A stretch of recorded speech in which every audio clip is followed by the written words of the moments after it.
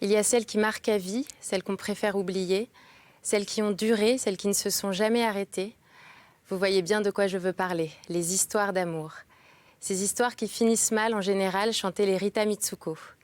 Ce refrain illustre bien notre lecture de ce soir. Bienvenue dans Voyage au bout de la nuit. Je suis Ursula et ce soir je vous propose de nous plonger dans la lecture sentimentale d'Albertine disparue de Marcel Proust.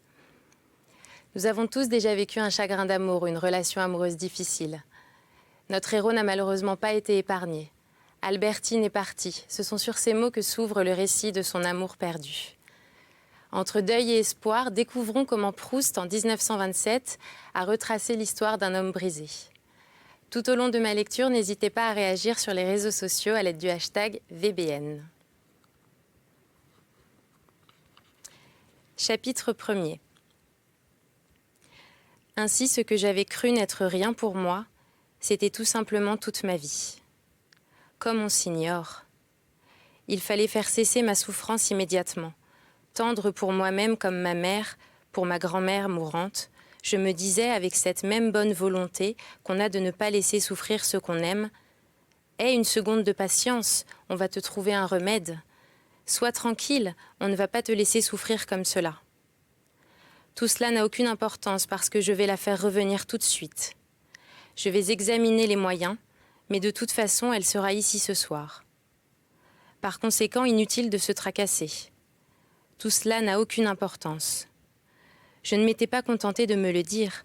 J'avais tâché d'en donner l'impression à Françoise en ne laissant rien apparaître. J'avais une telle habitude d'avoir Albertine auprès de moi et je voyais soudain un nouveau visage de l'habitude. Jusqu'ici, je l'avais considérée surtout comme un pouvoir annihilateur qui supprime l'originalité et jusqu'à la conscience des perceptions. Maintenant, je la voyais comme une divinité redoutable, si rivée à nous, son visage insignifiant si incrusté dans notre cœur, que si elle se détache, si elle se détourne de nous, cette déité que nous ne distinguions presque pas nous inflige des souffrances plus terribles qu'aucune et qu'alors elle est aussi cruelle que la mort. Le plus pressé était de lire sa lettre, puisque je voulais aviser au moyen de la faire revenir.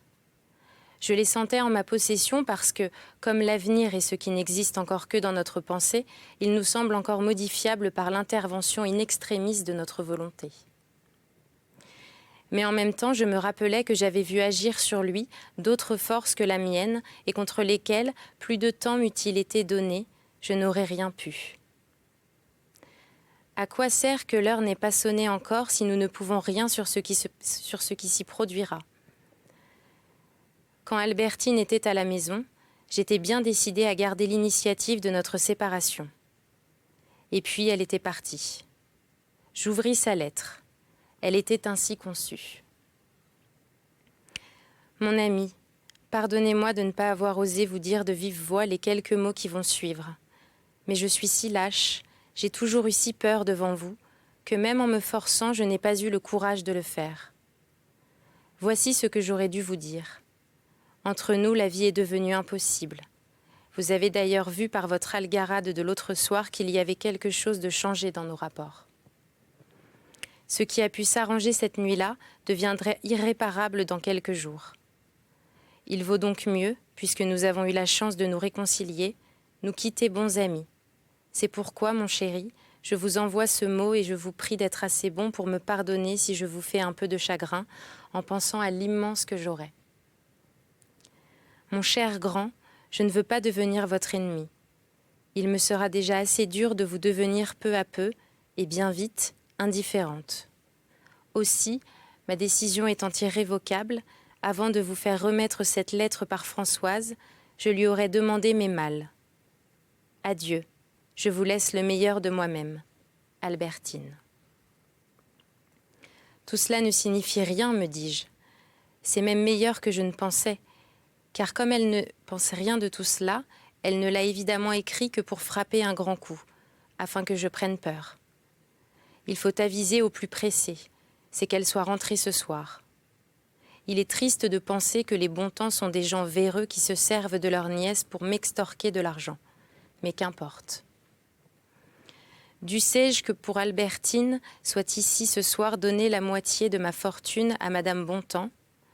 Il nous restera assez à Albertine et à moi pour vivre agréablement. Et en même temps, je calculais si j'aurais le temps d'aller ce matin commander le yacht et la Rolls-Royce qu'elle désirait, ne songeant même plus, toute hésitation ayant disparu, que j'avais pu trouver peu sage de les lui donner. Même si l'adhésion de Madame Bontemps ne suffit pas, si Albertine ne veut pas obéir à sa tante et pose comme condition de son retour qu'elle aura désormais sa pleine indépendance, eh bien, quelque chagrin que cela me fasse, je la lui laisserai. Elle sortira seule, comme elle voudra. Il faut savoir consentir des sacrifices, si douloureux qu'ils soient, pour la chose à laquelle on tient le plus et qui, malgré ce que je croyais ce matin d'après mes raisonnements exacts et absurdes, est qu'Albertine vive ici. Puis-je dire du reste que lui laisser cette liberté m'eût été tout à fait douloureux ? Je mentirais. Souvent déjà, j'avais senti que la souffrance de la laisser libre de faire le mal, loin de moi, était peut-être moindre encore que ce genre de tristesse qu'il m'arrivait d'éprouver, à la sentir s'ennuyer chez moi, avec moi. Sans doute au moment même où elle m'eut demandé à partir quelque part, la laisser faire, avec l'idée qu'il y avait des orgies organisées, m'eût été atroce. Mais lui dire « Prenez notre bateau ou le train, partez pour un mois dans tel pays que je ne connais pas, où je ne saurai rien de ce que vous ferez. » Cela m'avait souvent plu par l'idée que par comparaison, loin de moi, elle me préférerait, et serait heureuse au retour. D'ailleurs, elle-même le désire sûrement. Elle n'exige nullement cette liberté à laquelle, en lui offrant chaque jour des plaisirs nouveaux, j'arriverai aisément à obtenir, jour par jour, quelques limitations.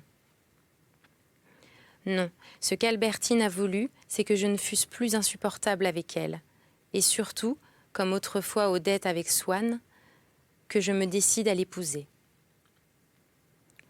Une fois épousée, son indépendance, elle n'y tiendra pas. Nous resterons tous les deux ici, si heureux. Sans doute c'était renoncer à Venise. Mais que les villes les plus désirées, à plus forte raison les maîtresses de maisons les plus agréables, les distractions, et encore bien plus que Venise, la duchesse de Guermantes, le théâtre, combien de villes comme Venise deviennent pâles, indifférentes, mortes, quand nous sommes liés à un autre cœur par un lien si douloureux qui nous empêche de nous éloigner. Albertine a d'ailleurs parfaitement raison dans cette question de mariage. Maman elle-même trouvait ces retards ridicules.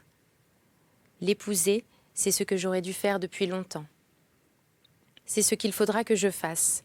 C'est cela qui lui a fait écrire sa lettre dont elle ne pense pas un mot. C'est seulement pour faire réussir cela qu'elle a renoncé pour quelques heures à ce qu'elle doit désirer autant que je désire qu'elle le fasse, revenir ici. Oui, c'est cela qu'elle a voulu. C'est cela l'intention de son acte, me disait ma raison compatissante. Mais je sentais qu'en me le disant, ma raison se plaçait toujours dans la même hypothèse qu'elle avait adoptée depuis le début. Or, je sentais bien que c'était l'autre hypothèse qui n'avait jamais cessé d'être vérifiée. Sans doute, cette deuxième hypothèse n'aurait jamais été assez hardie pour formuler expressément qu'Albertine eût pu être liée avec mademoiselle Vinteuil et son amie. Et pourtant, quand j'avais été submergée par l'envahissement de cette nouvelle terrible, au moment où nous entrions en gare d'Incarville, c'était la seconde hypothèse qui s'était trouvée vérifiée. Celle-ci n'avait pas ensuite conçu jamais qu'Albertine pût me quitter d'elle-même, de cette façon, sans me prévenir et me donner le temps de l'en empêcher.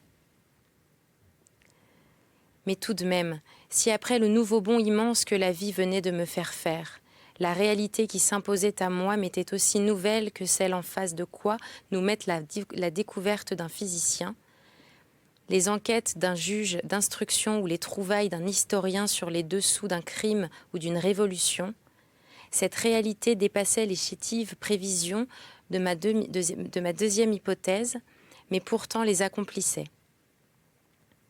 Cette deuxième hypothèse n'était pas celle de l'intelligence, et la peur panique que j'avais eue le soir où Albertine ne m'avait pas embrassée la nuit où j'avais entendu le bruit de ma fenêtre, cette peur n'était pas raisonnée.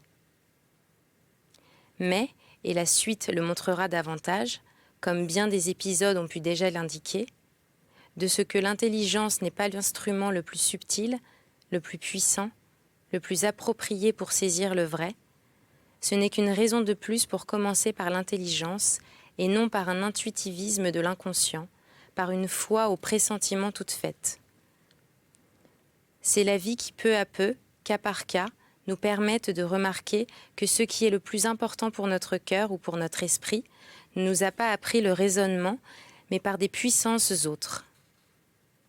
Et alors c'est l'intelligence elle-même qui, en se rendant compte de leur supériorité, abdique par raisonnement devant elle et accepte de devenir la collaboratrice et leur servante. Foi expérimentale.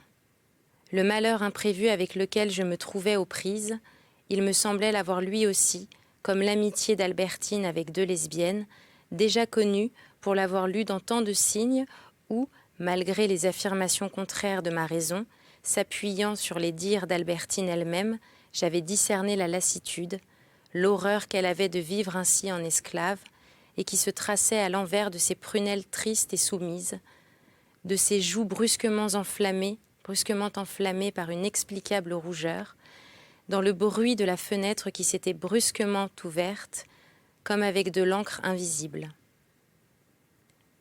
Sans doute je n'avais pas osé les interpréter jusqu'au bout et former expressément l'idée de son départ subit. Je n'avais pensé, d'une âme équilibrée par la présence d'Albertine, qu'à un départ arrangé par moi à une date indéterminée, c'est-à-dire situé dans un temps inexistant. Par conséquent, j'avais eu seulement l'illusion de penser à un départ, comme les gens se figurent qu'ils ne craignent pas la mort quand ils y pensent pendant qu'ils sont bien portants, et ne font en réalité qu'introduire une idée purement négative au sein d'une bonne santé que l'approche de la mort précisément altérerait. D'ailleurs, l'idée du départ d'Albertine, voulue par elle-même, eût pu me venir 1000 fois à l'esprit, le plus clairement, le plus nettement du monde, que je n'aurais pas soupçonné davantage ce que serait relativement à moi, c'est-à-dire en réalité, ce départ. Quelle chose originale, atroce, inconnue, quel mal entièrement nouveau.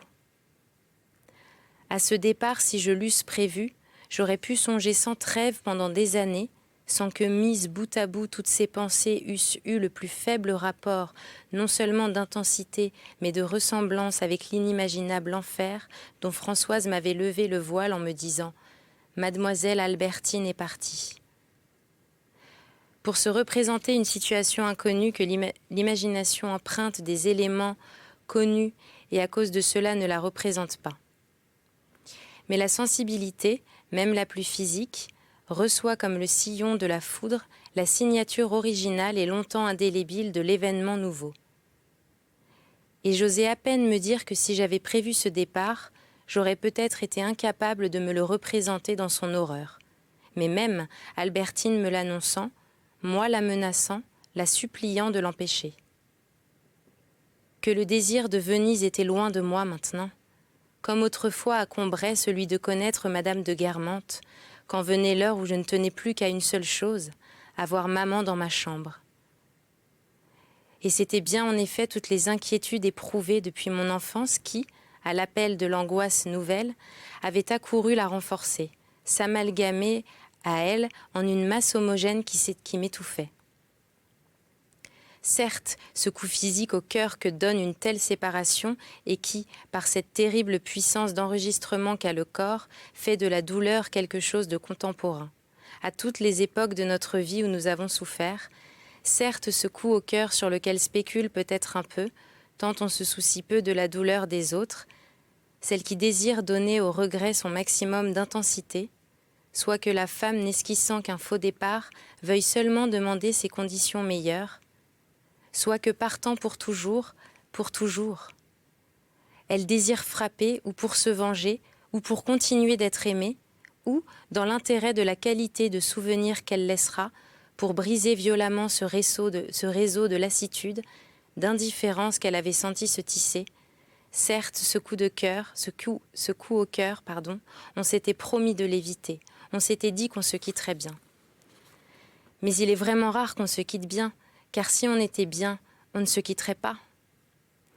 Et puis la femme avec qui on ne se montre le plus indifférent sent tout de même obscurément qu'en se fatiguant d'elle, en vertu d'une même habitude, on s'est attaché de plus en plus à elle. Et elle songe que l'un des éléments les plus essentiels de se quitter bien est de partir en prévenant l'autre. Or, elle a peur. En prévenant, d'empêcher. Toute femme sent que, plus son pouvoir sur un homme est grand, le seul moyen de s'en aller, c'est de fuir. Fugitive parce que reine, c'est ainsi. Certes, il y a un intervalle inouï entre cette lassitude qu'elle inspirait il y a un instant, et parce qu'elle est partie, ce furieux besoin de la ravoir.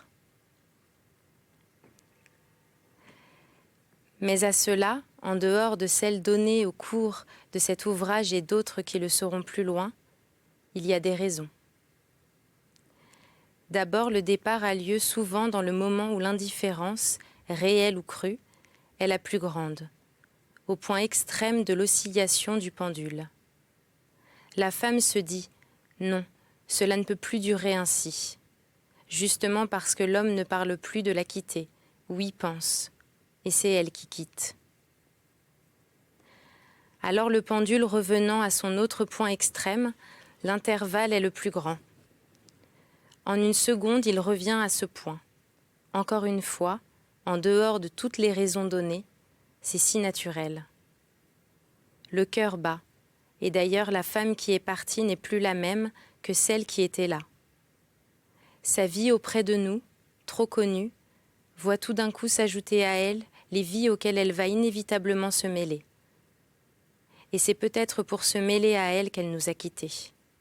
De sorte que cette richesse nouvelle de la vie de la femme en allait rétroagit sur la femme qui était auprès de nous et peut-être préméditait son départ. À la série d'effets psychologiques que nous pouvons déduire et qui font partie de sa vie avec nous, de notre lassitude trop marquée pour elle, de notre jalousie aussi, et qui fait que les hommes qui ont été quittés par plusieurs femmes l'ont été presque toujours de la même manière, à cause de leur caractère et de réactions toujours identiques qu'on peut calculer. Chacun a sa manière propre d'être trahi, comme il a sa manière de s'enrhumer. À cette série, pas trop mystérieuse pour nous, correspondait sans doute une série de faits que nous avons ignorés. Elle devait depuis quelque temps entretenir des relations écrites ou verbales, ou par messager, avec tel homme ou telle femme, attendre tel signal que nous avons peut-être donné nous-mêmes sans le savoir en disant « Monsieur X est venu hier pour me voir ». Si elle avait convenu avec Monsieur X que la veille du jour où elle devrait rejoindre Monsieur X, celui-ci viendrait me voir. Que d'hypothèses possibles. Possibles seulement.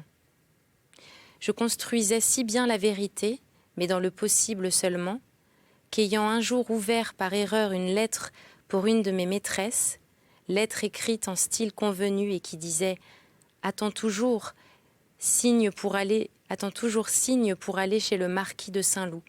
Prévenez demain par coup de téléphone. » Je reconstituais une sorte de fuite projetée, le nom du marquis de Saint-Loup n'étant là que pour signifier autre chose, car ma maîtresse ne connaissait pas Saint-Loup, mais m'avait entendu parler de lui, et d'ailleurs, la signature était une espèce de surnom, sans aucune forme de langage. Or, la lettre n'était pas adressée à ma maîtresse, mais à une personne de la maison qui portait un nom différent, mais qu'on avait mal lu. La lettre n'était pas en signe convenu, mais en mauvais français parce qu'elle était d'une Américaine, effectivement amie de Saint-Loup, comme celui-ci me l'a pris. Et la façon étrange dont cette Américaine formait certaines lettres avait donné l'aspect d'un surnom, d'un nom parfaitement réel, mais étranger. Je m'étais donc ce jour-là trompée du tout au tout dans mes soupçons. Mais l'armature intellectuelle qui chez moi avait relié ces faits, tous faux, était elle-même la forme si juste, si inflexible de la vérité, que, quand 3 mois plus tard ma maîtresse, qui alors songeait à passer toute sa vie avec moi, m'avait quittée, ça avait été d'une façon absolument identique à celle que j'avais imaginée la première fois. Une lettre vint, ayant les mêmes particularités que j'avais faussement attribuées à la première lettre, mais cette fois-ci ayant bien le sens du signal. Ce malheur était le plus grand de toute ma vie. Et malgré tout, la souffrance qu'il me causait était peut-être dépassée encore par la curiosité de connaître les causes de ce malheur, qui Albertine avait désiré, retrouver. Mais les sources de ces grands événements sont comme celles des fleuves. Nous avons beau parcourir la surface de la terre, nous ne les trouvons pas. Albertine avait-elle ainsi prémédité depuis longtemps sa fuite ? Je n'ai pas dit, parce qu'alors cela m'avait paru seulement du maniérisme et de la mauvaise humeur, ce qu'on appelait pour Françoise « faire la fête », que du jour où elle avait cessé de m'embrasser, elle avait eu un air de porter le diable en terre, toute droite, figée avec une voix triste, dans les plus simples choses, lente en ses mouvements, ne souriant plus jamais. Je ne peux pas dire qu'aucun fait prouvât encore aucune connivence avec le dehors. Françoise me raconta bien ensuite qu'étant entrée l'avant-veille du départ dans sa chambre, elle n'y avait trouvé personne, les rideaux fermés, mais sentit à l'odeur de l'air et au bruit que la fenêtre était ouverte. Et en effet, elle avait trouvé Albertine sur le balcon. Mais on ne voit pas avec qui elle eût pu, de là, correspondre. Et d'ailleurs, les rideaux fermés sur la fenêtre ouverte s'expliquaient sans doute parce qu'elle savait que je craignais les courants d'air et que, même si les rideaux m'en protégeaient peu, ils eussent empêché Françoise de voir, du couloir, que les volets étaient ouverts aussitôt. Non, je ne vois rien sinon un petit fait qui prouve seulement que la veille, elle savait qu'elle allait partir. La veille, en effet, elle prit dans ma chambre, sans que je m'en aperçusse, une grande quantité de papier et de toiles d'emballage qui s'y trouvaient. Et à l'aide desquelles elle emballa ses innombrables peignoirs et seaux de lit toute la nuit, afin de partir le matin. C'est le seul fait, ce fut tout. Je ne peux pas attacher d'importance à ce qu'elle me rendit presque de force ce soir-là. 1000 francs qu'elle me devait, cela n'a rien de spécial, car elle était d'un scrupule extrême dans les choses d'argent. Oui, elle prit les papiers d'emballage la veille, mais ce n'était pas de la veille seulement qu'elle savait qu'elle partirait. Car ce n'était pas le chagrin qui la fit partir, mais la résolution prise de partir, de renoncer à la vie qu'elle avait rêvée, qui lui donna cet air chagrin.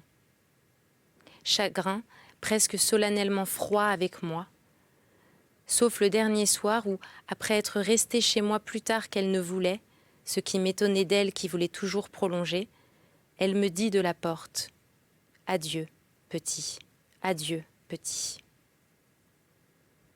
Mais je n'y pris pas garde au moment. Françoise m'a dit que le lendemain matin, quand elle lui dit qu'elle partait, mais du reste c'est explicable aussi par la fatigue, car elle ne s'était pas déshabillée et avait passé toute la nuit à emballer, sauf les affaires qu'elle avait à demander à Françoise et qui n'étaient pas dans sa chambre et son cabinet de toilette. Elle était encore tellement triste, tellement plus droite, tellement plus figée que les jours précédents, que Françoise crut quand elle lui dit « Adieu Françoise » qu'elle allait tomber. Quand on apprend ces choses-là, on comprend que la femme qui vous plaisait tellement moins maintenant que toutes celles qu'on rencontre si facilement dans les plus simples promenades, à qui on en voulait de les sacrifier pour elle, soit au contraire celle qu'on préférerait 1000 fois. Car la question ne se pose plus entre un certain plaisir, devenu par l'usage et peut-être par la médiocrité de l'objet, presque nul.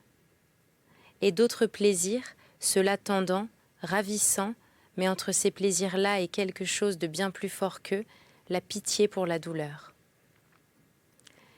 En me promettant à moi-même qu'Albertine serait ici ce soir, j'avais couru au plus pressé et pensé d'une croyance nouvelle l'arrachement de celle avec laquelle j'avais vécu jusqu'ici.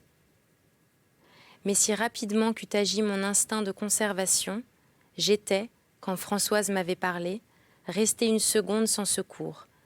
Et j'avais beau savoir maintenant qu'Albertine serait là ce soir, la douleur que j'avais ressentie pendant l'instant où je m'étais pas encore appris à moi-même ce retour, l'instant qui avait suivi les mots « Mademoiselle Albertine a demandé ses malles, Mademoiselle Albertine est partie », cette douleur renaissait d'elle-même en moi, pareille à ce qu'elle avait été, c'est-à-dire comme si j'avais ignoré encore le prochain retour d'Albertine. D'ailleurs, il fallait qu'elle revînt, mais d'elle-même.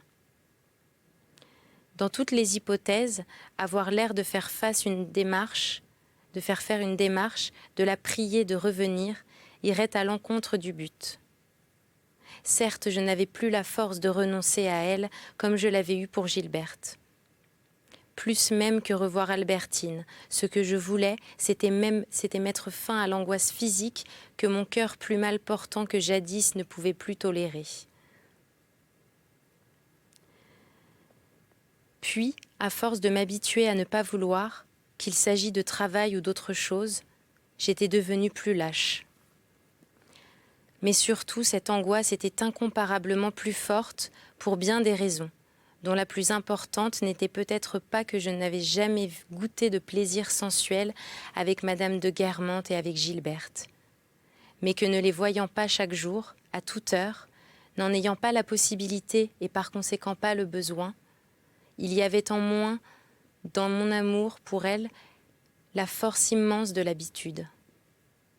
Peut-être maintenant que mon cœur incapable de vouloir et de supporter de son plein gré la souffrance ne trouvait qu'une seule solution possible, le retour à tout prix d'Albertine, peut-être la solution opposée, le renoncement volontaire, la résignation progressive, m'eût-elle paru une solution de roman, invraisemblable dans la vie, si je n'avais moi-même autrefois opté pour celle-là quand il s'était agi de Gilberte. Je savais donc que cette autre solution pouvait être acceptée aussi, et par un seul homme, car j'étais resté à peu près le même. Seulement le temps avait joué son rôle, le temps qui m'avait vieilli, le temps aussi qui avait mis Albertine perpétuellement auprès de moi quand nous menions notre vie commune. Mais du moins, sans renoncer à elle, ce qui me restait de ce que j'avais éprouvé pour Gilberte, c'était la fierté de ne pas vouloir être à Albertine un jouet dégoûtant en lui faisant demander de revenir. Je voulais qu'elle revînt sans que j'eusse l'air d'y tenir. Je me levai pour ne pas perdre de temps, mais la souffrance m'arrêta. C'était la première fois que je me levais depuis qu'elle était partie. Pourtant, il fallait vite m'habiller afin d'aller m'informer chez le concierge d'Albertine. La souffrance, prolongement d'un choc moral imposé, aspire à changer de forme. On espère la volatiliser en faisant des projets, en demandant des renseignements. On veut qu'elle passe par ces innombrables métamorphoses. Cela demande moins de courage que de garder sa souffrance franche. Ce lit paraît si étroit, si dur, si froid, où l'on se couche avec sa douleur. Je me remis donc sur mes jambes. Je n'avançai dans la chambre qu'avec une prudence infinie. Je me plaçai de façon à ne pas apercevoir la chaise d'Albertine, le piano là sur les pédales, duquel elle appuyait ses mules d'or. Un seul des objets dont elle avait usé et qui tous, dans le langage particulier que leur avaient enseigné mes souvenirs, semblaient vouloir me donner une traduction, une version différente, m'annoncer une seconde fois la nouvelle de son départ. Mais, sans les regarder, je les voyais, mes forces m'abandonnèrent. Je tombai assis dans un de ces fauteuils de satin bleu dont il y a 1 heure, dans le clair-obscur de la chambre, anesthésié par un rayon de jour, le glacis m'avait fait faire des rêves passionnément caressés alors, si loin de moi maintenant. Hélas, je ne m'y étais jamais assis avant cette minute que quand Albertine était encore là. Aussi je ne pus y rester. Je me levai, et ainsi à chaque instant, il y avait quelqu'un des innombrables et humbles moi qui nous coppose, qui était ignorant encore du départ d'Albertine, et à qui il fallait le notifier, il fallait, ce qui était plus cruel que s'ils avaient été des étrangers et n'avaient pas emprunté ma sensibilité pour souffrir, annoncer le malheur qui venait d'arriver à tous ces êtres, à tous ces moi qui ne le savaient pas encore, il fallait que chacun d'eux à son tour entendît pour la première fois ces mots. Albertine a demandé ses malles en forme de cercueil que j'avais vu chargé à Balbec à côté de celle de ma mère. Albertine est partie. Nous arrêtons là pour cette première lecture de Marcel Proust, Albertine disparue. Très bonne nuit à ceux qui se couchent et bonne journée à ceux qui se lèvent. À très bientôt sur D8.